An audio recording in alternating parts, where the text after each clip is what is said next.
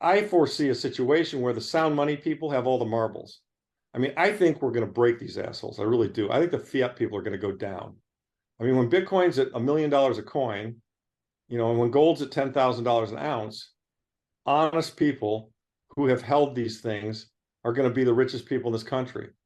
And other people are going to be hurting. Mm-hmm. These honest people are going to be standing up and saying, look, here's how they did you wrong. Ben Bernanke is John Law. He should go into the history books as a complete fraud. All these things are going to be exposed. I mean, the fact that the CIA killed Kennedy, all this shit, it's all going to come out as part of this fourth turning. And there's going to be a massive reset. And honest Bitcoiners are going to end up creating America 2.0, just a complete reform of all the fucking shit that's broken. And that'll happen because anybody that has a coin will be rich. And anybody that has 10 coins will be really rich.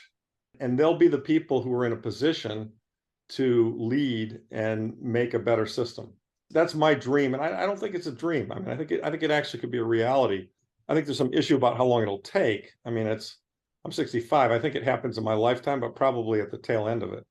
I think it's a 10, 15, 20-year project here until we get complete fiat failure and complete government reform. I mean, fourth turnings historically have lasted 20 or 30 years. And I think the kickoff to this fourth turning was the GFC. The earliest this thing could wrap up is 2028. And the latest it could wrap up would be 2038, maybe. But it's going to wrap up because the math is just, it's relentless.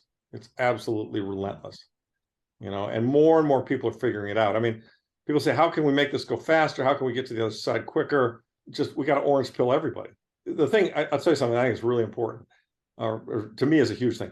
I was fighting this battle before Bitcoin was invented. Okay, I've been fighting this battle for 20, 30 years. I've been a sound money guy. I've been a hard money advocate. You know how cool it was to see Bitcoin come along and to see Safe's book come along and start going to conferences and to have 20 and 30-year-olds, quoting von Mises to me. I mean, shit, I read von Mises right after college. And I used to talk about Austrian economics in the 80s and 90s, and people thought I was from Mars. I mean, nobody had a clue about this shit, right? And we're still in early days. I mean, the people who get this whole sound money issue, it's definitely less than 10% of the population. It could be as low as 1%. I don't think it's quite that low. It's somewhere between those two numbers. Well, the whole world's going to understand this shit in 30 years. I mean, our grandkids are going to say, can you believe they sat around and let one small group of people set the price of money? I mean, what the fuck were they thinking?